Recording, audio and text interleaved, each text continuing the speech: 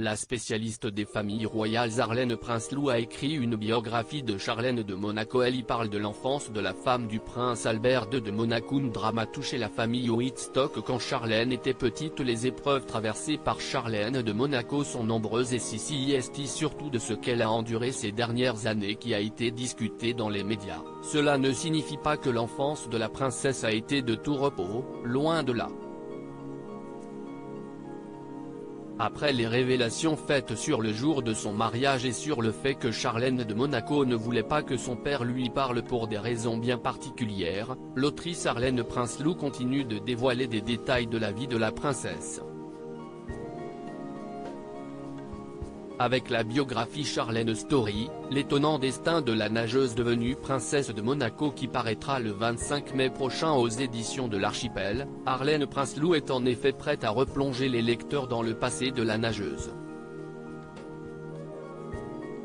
L'autrice se penche notamment sur une tragédie qui a touché la famille Wittstock alors qu'ils vivaient encore tous en Rhodésie, qui est ensuite devenue le Zimbabwe. Selon ses propos, la maison des Wittstock en Rhodésie a été incendiée par des rebelles.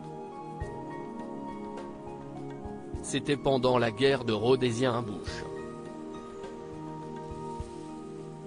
Cette guerre, qui s'est déroulée entre 1972 et 1979, opposait les forces de sécurité de la République de Rhodésie du Sud à des guérilleros.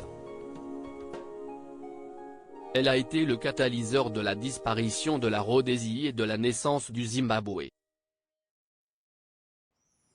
Après avoir perdu leur maison, Arlène Prinsloo explique que les Wittstock ont séjourné dans un hôtel pendant un an avant d'émigrer en Afrique du Sud où ils se sont ensuite installés. Charlène de Monaco, la vie que j'avais connue était finie pour Charlène de Monaco. Cet événement qui est survenu alors qu'elle n'avait qu'une dizaine d'années a pu être un premier traumatisme.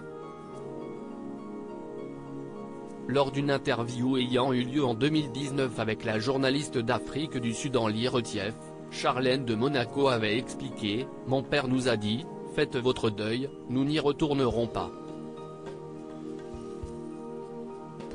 Tous mes amis, les dimanches après-midi où nous jouions au cricket dans les fermes. La vie que j'avais connue était finie. »